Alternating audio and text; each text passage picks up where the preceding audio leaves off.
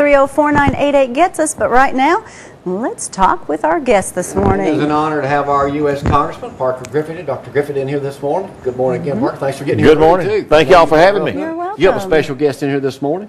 Absolutely. Jim's here from all over the country, really, but hails from California and is a CEO and president of the Minuteman Project. Many of you have heard of that, and he's concerned with our border, our illegal immigration problem, and he's here to discuss some of that and some of the things that we've been able to do in Congress that hopefully, potentially will help that. Mr. Gilchrist, first of all, welcome to the great state of Alabama and Athens this morning. Thank you. It's a pleasure to have you up here. It's a pleasure to be here. First of all, what is the Minuteman Project? It's a multi-ethnic immigration law enforcement advocacy group. We're very passionate supporters of free speech, free assembly, and avid supporters of law enforcement. We believe in immigration, legal immigration. We are averse to rampant illegal immigration because we see it as a threat to our domestic tranquility. Now, why are you hanging out with our congressman here in Alabama? Well, part of the mission of the Minuteman Project is not only to bring national awareness to critical issues affecting our sovereignty and our domestic tranquility and our security, but also to find candidates in public office, whether it be mayors, city council members, or senators and members of the House of Representatives who have a proactive history of supporting and encouraging the rule of law insofar as our immigration laws are concerned. And we found Parker Griffith here is one of about a half dozen that I've endorsed lately in the last 2 months for Congress or U.S. Senate. Did you say a half dozen? Only a half dozen? So far. So far, okay. So far. So your group, your whole deal is in endorsing our congressman here, Parker Griffith. Yes, on the issue of his stoic background and history and encouraging immigration law enforcement.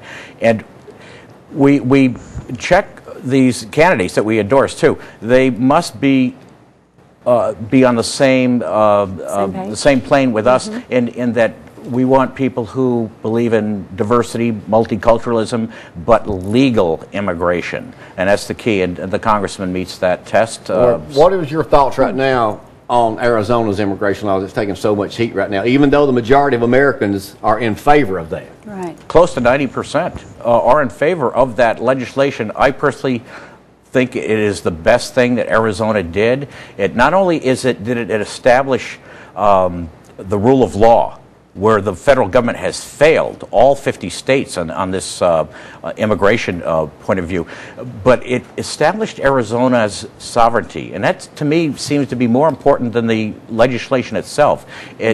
Arizona is one of the few states that has come out and said we are a sovereign state within the United States of America, and we can handle our own affairs when the federal government has deliberately failed to do so. And it's a beautiful piece of legislation. I think it will withstand any attack in court, and that's my opinion. Let me share a letter for you. I know, Parker, you're biting at He's ready to say something. This is in the papers, all the Alabama papers, yesterday and today. It's a letter from the executive director of the American Civil Liberties Union of Alabama.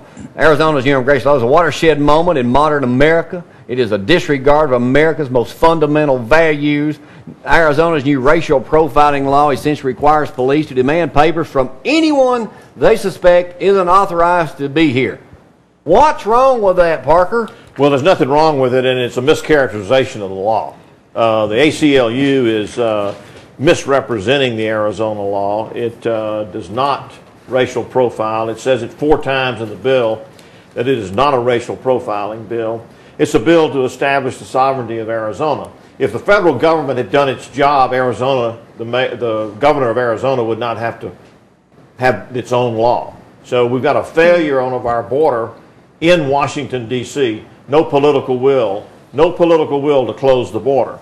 We've got to close the border or Arizona will wear itself out, and all of us who are putting up with this illegal immigration problem will wear our resources out, from our hospitals, our schools, and on down the line to services. So we are finally becoming aware and sensitive to it.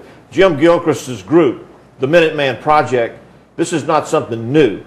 He's been doing this for over a decade, trying to bring attention to the fact that we need a closed border and a controlled border for our own national security. And so we believe we ought to heighten everyone's sensitivity to it.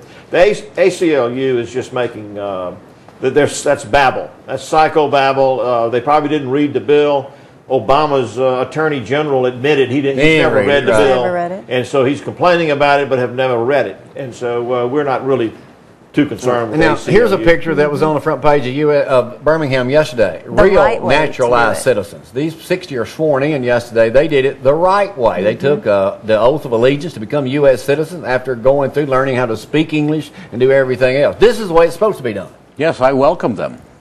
Right, it's not about Because that's what stopping America's people all from about. moving here. Yes, Exactly. we want an assimilated society, and multiculturalism and diversity are fabulous ideas, but they are just blind agendas and irresponsible agendas of social engineers when that immigration is not accompanied with assimilation. I could speak for weeks on the balkanization effect of not having assimilation with our immigrants, but that's for another day. So are you unhappy with the way the president and his administration is handling this whole deal here? For the first time, I've come out and attacked the president and referred to him as an idiot. Hey, right on, yeah. Welcome to Cooper and Company. I've been giving him a lot of leash, but what Presidente Felipe Calderon did and That's another our issue. president to attack the sovereignty of one of our states and to accuse them of profiling. When the law, right here, the ACLU ought to read the law, specifically states more than once there will be no profiling, and to accuse Arizona of engaging in, the quotes I'm hearing from the Los Angeles City Council is a Nazi state.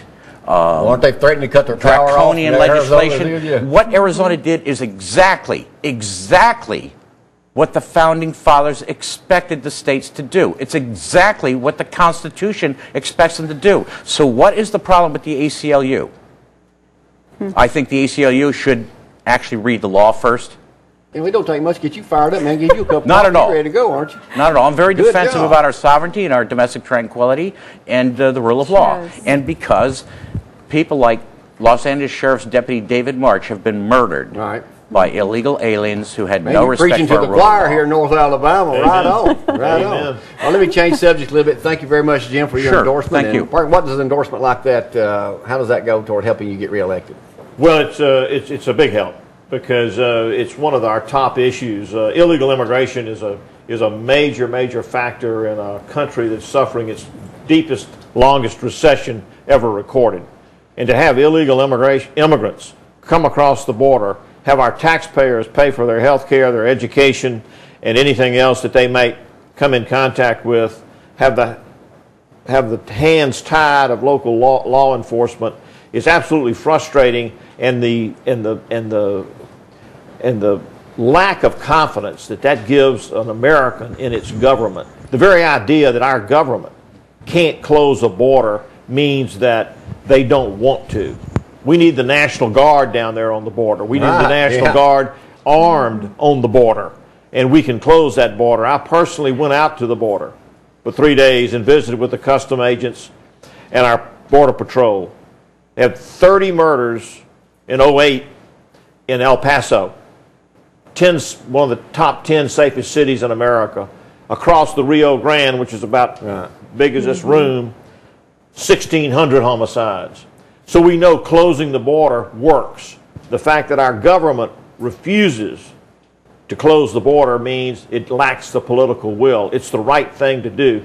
Jim's referring to their Arizona law. Absolutely their responsibility to do it when the federal government fails, which it has. All right, guys, I've got to wrap this up. Let me ask you one more question, Parker.